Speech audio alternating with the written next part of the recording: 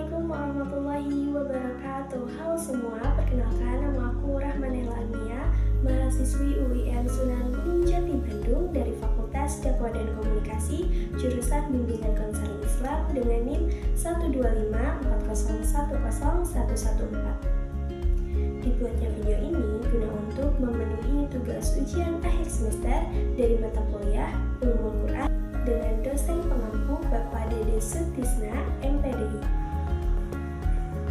Pada UAS mata kuliah ini, saya mengambil surah Yusuf ayat 3 untuk dikaji mengenai asbabun nuzul dan makiyah madaniyahnya. Sebelum itu, alangkah lebih baik kita membacakan ayat suci Al-Quran surah Yusuf ayat 1-3 terlebih dahulu. A'udzubillahi minasyaitonirrajim. Bismillahirrahmanirrahim. Alif Lam Ra. Tilka ayatul kitabil mubin. Inna anzalnahu Qur'anan Arabiyyan la'allakum ta'qilun. Nahnu naqussu 'alaika ahsanal qasasi bima awhayna ilaika hadzal Qur'an wa in kunta min qablihi laminal ghafilin. Shadaqallahul azim. Sebelumnya saya akan menjelaskan sedikit mengenai surah Yusuf ini. Surah Yusuf merupakan surah yang turun ke-53 dan dinamai surah Yusuf karena dari surah ini memuat kisah Nabi Yusuf alaihi salam. Nah, surah ini juga memiliki nama lain, contohnya seperti Ahsanul Qasas.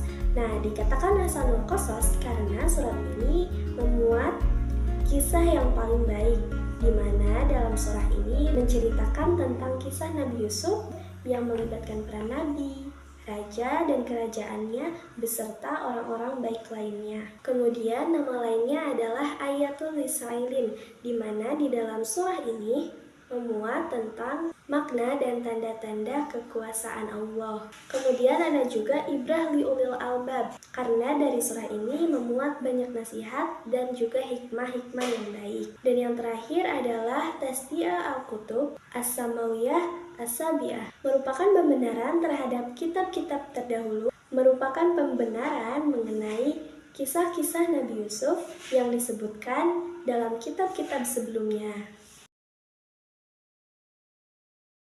Sebagaimana yang dijelaskan oleh Wahab Zulaihi dan Quraisy Shihab, bahwa sebagian ulama besar berpendapat jika surah ini merupakan surah Makkiyah.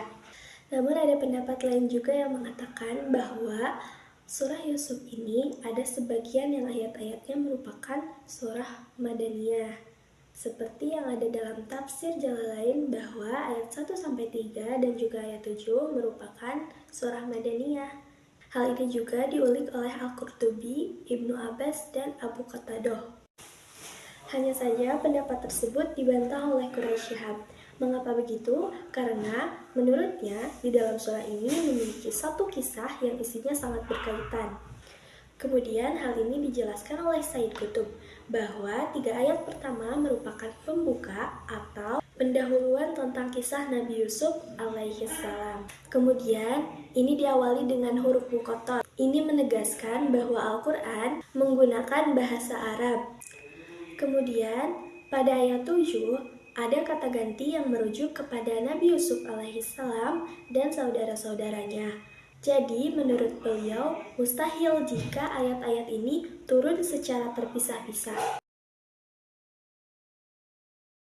Adapun asbabun nuzul Al-Quran surah Yusuf ayat 3, ada pengertian dari Wahbah Sulaihi mengatakan bahwa surah ini turun ketika orang-orang Yahudi dan kaum Quraisy meminta kepada Nabi Muhammad SAW untuk menceritakan kisah Nabi Yusuf alaihi salam. Nah, turunlah surah Yusuf ayat 3 ini yang tujuannya untuk menguji kenabian Rasul. Juga kisah Yusuf ini dikenal luas dalam kitab Taurat. Adapun riwayat lain yang mengatakan bahwa sahabat bertanya kepada Rasulullah, "Ya Rasulullah, seandainya engkau menceritakan kepada kami tentang kisah-kisah, maka Allah turunkanlah surah Yusuf ayat 3. Adapun pandangan singkat mengenai asbabun nuzul surah Yusuf ayat 3 ini dari para ulama tafsir, seperti yang ditegaskan oleh Ibnu Katsir, bahwa Al-Quran adalah wahyu Allah dan surah Yusuf ini merupakan kisahnya yang paling lengkap dan memiliki banyak hikmah.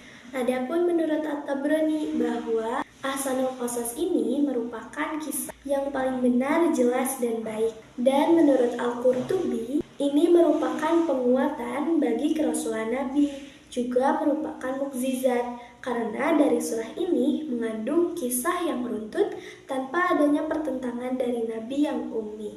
Itu saja yang dapat saya uraikan mengenai Al-Quran Surah Yusuf ayat 3, mengenai asbabun nuzul dan makkiyah madaniyahnya. Semoga ilmunya bermanfaat. Mohon maaf apabila ada salah dalam mengucapkan kata. Terima kasih atas perhatiannya. Wassalamualaikum warahmatullahi wabarakatuh.